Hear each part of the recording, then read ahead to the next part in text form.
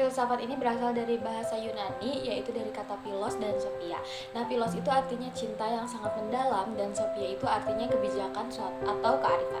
Nah, menurut John Dewey, filsafat pendidikan merupakan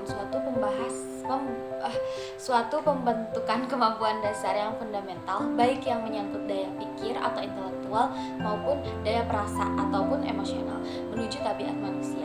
Nah, M. Arifin dalam menyebutkan bahwa filsafat pendidikan Islam itu berarti memasuki arena pemikiran yang mendasar, sistematis, logis, dan menyeluruh atau universal tentang pendidikan, yang tidak hanya dilatar belakangi oleh ilmu pengetahuan agama Islam saja, melainkan menuntut kepada kita untuk mempelajari ilmu-ilmu lain yang relevan.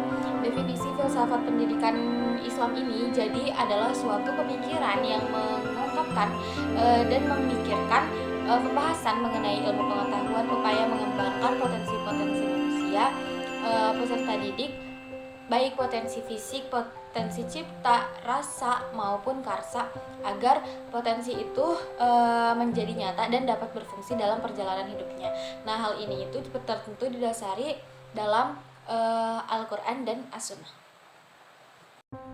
Filsafat pendidikan Islam tentu perlu dikaji oleh kita sebagai para pencari ilmu, karena kita lihat juga dari beberapa manfaat yang kita peroleh apabila kita mempelajari filsafat pendidikan Islam. Nah, mempelajari filsafat suatu pendidikan itu dapat membuat kita para pencari ilmu itu menjadi semangat dan menjadi lebih yakin dan menyadari bahwa pentingnya dalam mempelajari hal ilmu tersebut, gitu ya.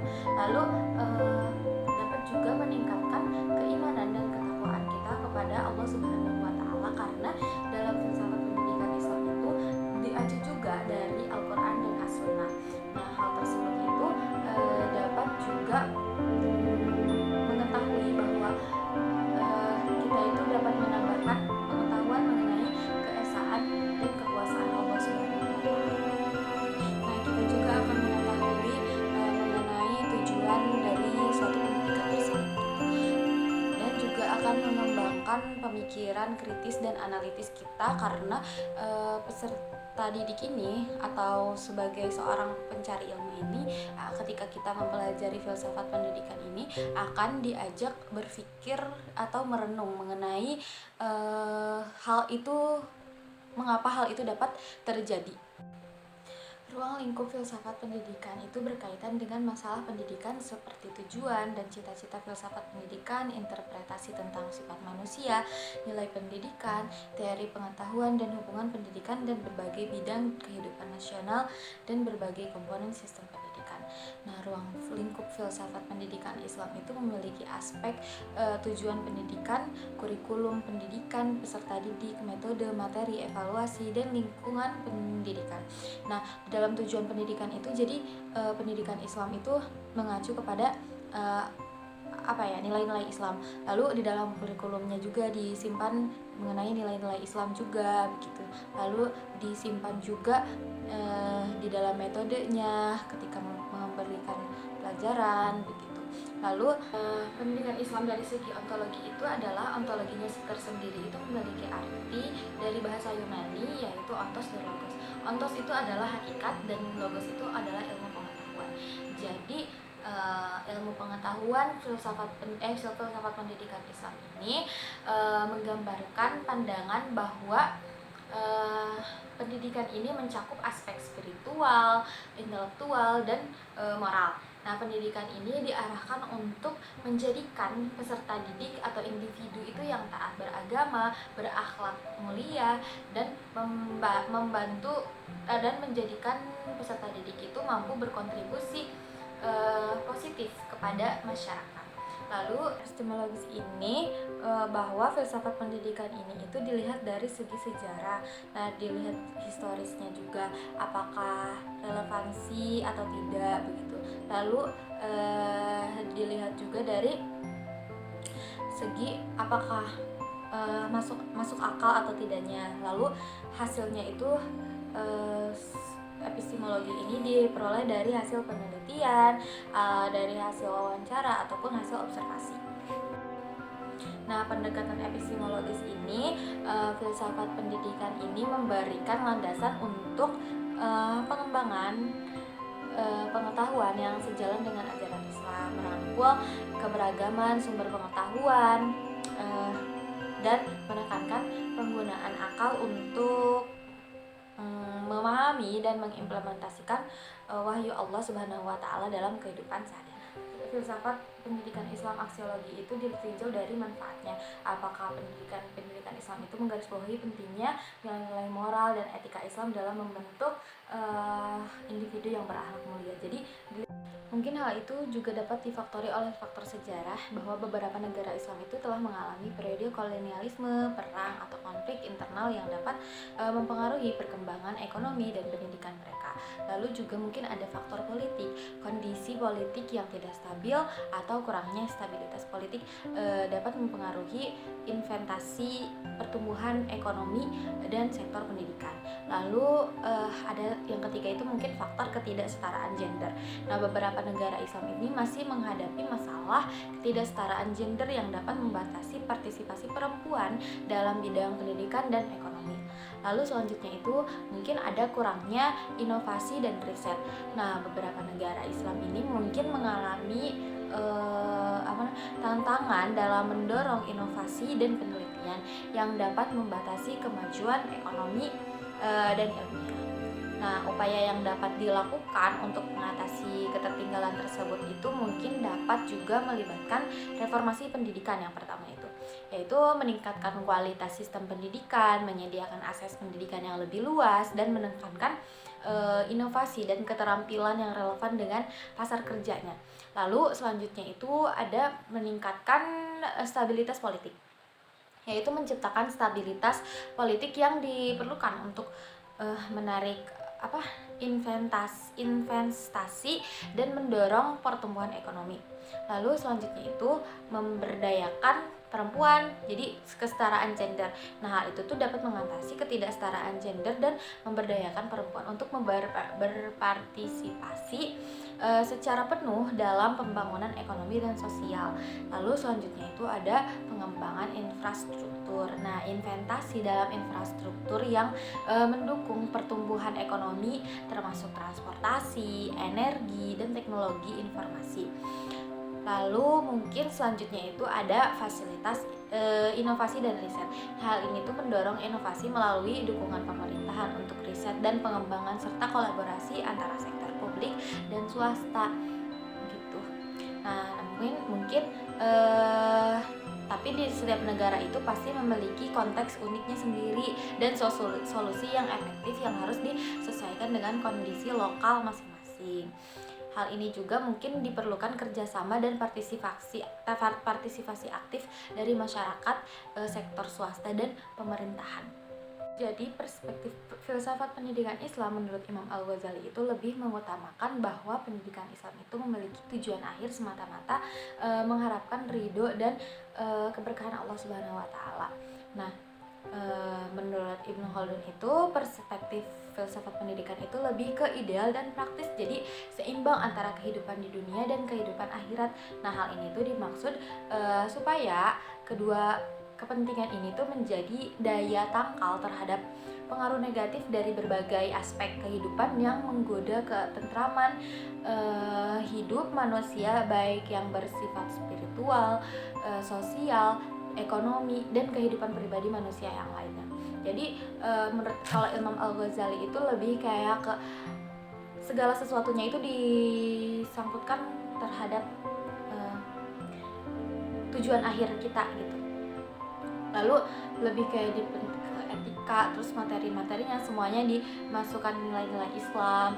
Lalu di dalam kurikulumnya dikaitkan juga tentang nilai-nilai Islam ataupun tentang ajaran-ajaran Islam, sehingga dapat menguatkan akidah dan tauhid para peserta didiknya. Lalu menurut kalau misalnya Ibnu Khaldun itu lebih ke kayak seimbang gitu loh antara kehidupan dunia dan akhirat, lalu disesuaikan juga dengan keadaan zaman yang sekarang begitu, mengikuti zaman. Jadi menurut saya itu mengapa hal ini timbul gitu, pembaharuan pendidikan Islam. karena seiring berjalannya waktu juga, seiring banyaknya pendapat orang-orang dan juga banyaknya ditemukan berbagai permasalahan dalam kehidupan, sehingga menjadikan orang-orang para ilmuwan-ilmuwan terdahulu itu berpikir kritis gitu ketika dihadapi suatu permasalahan atau persoalan yang baru gitu, sehingga dapat menimbulkan ilmu pengetahuan yang baru juga gitu. Lalu didukung juga oleh ketika perluasan wilayah Islam gitu. Dilihat juga kan dari ketika perpindahan wilayah Islam, ketika perpindahan itu otomatis harus mengetahui letak geografis yang akan dituju gitu ya, seperti misalnya belajar tentang astronomi, ilmu falak dan sebagainya.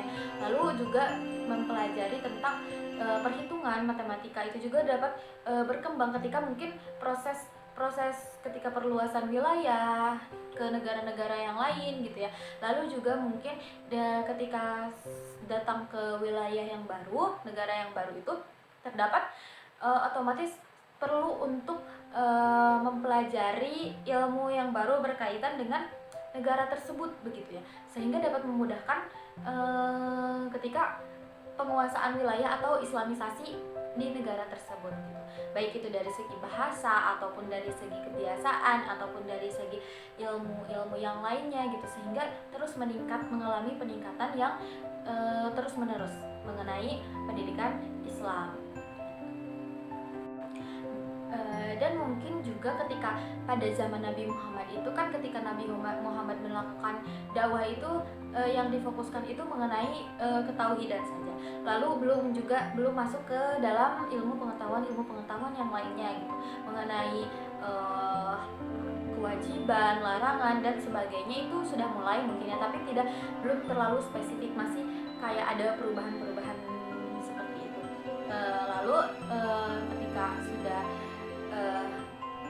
umat Islam sudah meluas gitu ya, lalu yang difokuskan itu memang ketauhidan, tapi kepada orang-orang yang pada kaum yang belum masuk Islam. Nah, ketika kaum yang sudah masuk Islam ini, mereka itu mempelajarinya lebih meningkat lagi tentang ilmu-ilmu yang lain, kayak misalnya ya ilmu pengetahuan yang lain seperti astronomi, geografi, matematika, ilmu kedokteran, terus kayak banyak juga ilmuwan-ilmuwan Islam yang menemukan ilmu-ilmu yang baru mengenai ilmu pengetahuan umum, sehingga dapat dimanfaatkan. Dasar ajaran Islam, tauhid menegaskan bahwa Tuhan adalah satu-satunya entitas yang patut disembah dan patut taati. Dalam konteks pendidikan, tauhid mengajarkan pentingnya memahami bahwa segala sesuatu berasal dari Tuhan, dan pendidikan dianggap sebagai sarana pendekatan diri kepada Allah Subhanahu wa Ta'ala. Manusia dalam pandangan Islam dianggap sebagai khalifah atau wakil Tuhan di dunia. Oleh karena itu, tanggung jawab moral dan etis untuk menjaga serta menggunakan alam dengan bijak menjadi fokus penting dalam pendidikan.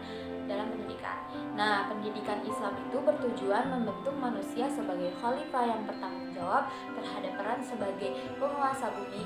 Islam mendorong pencarian ilmu sebagai kewajiban agama. Pendidikan Islam tidak hanya tentang pengetahuan dunia, melainkan juga pengetahuan tentang Tuhan dan ajarannya. Ilmu pengetahuan dan agama diintegrasikan dalam sistem pendidikan Islam. Nah, pendidikan Islam ini menekankan pentingnya keadilan, kesetaraan, dan keseimbangan dalam hubungan antara manusia dan alam. Manusia diberikan kekuasaan untuk memanfaatkan alam, namun dengan tanggung jawab moral untuk menjaga keseimbangan dan keadilan. Tokoh-tokoh pendidikan Islam memiliki kontribusi yang signifikan dalam pengembangan ilmu pengetahuan dan sains. Nah, beberapa di antara mereka itu telah memberikan dampak yang luar biasa dalam berbagai bidang seperti matematika, astronomi, kedokteran, kimia, dan juga filsafat. Nah, berikut ini saya akan menyebutkan tokoh-tokoh pendidikan Islam yang memberikan kontribusi dalam ilmu pengetahuan dan sains. Yang pertama itu ada Ibnu Sina, atau yang dikenal oleh bangsa Eropa itu adalah Avicenna. Nah, bidang kontribusi beliau itu dalam bidang kedokteran, filsafat, kimia, dan matematika.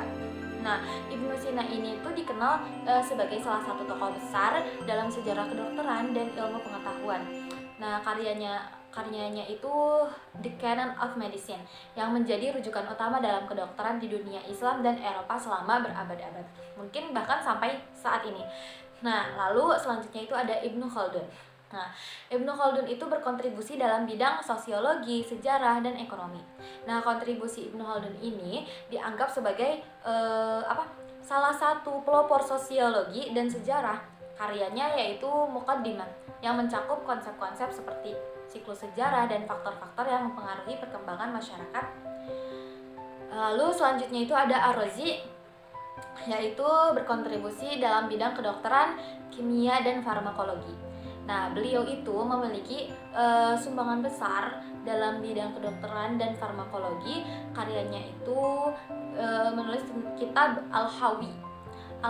Nah, dalam ensiklopedia medis komprehensif pada masanya, beliau juga dikenal karena penelitiannya dalam kimia dan farmakologi. Lalu selanjutnya itu ada Al-Biruni. Bidang kontribusinya itu adalah astronomi, matematika, dan geografi.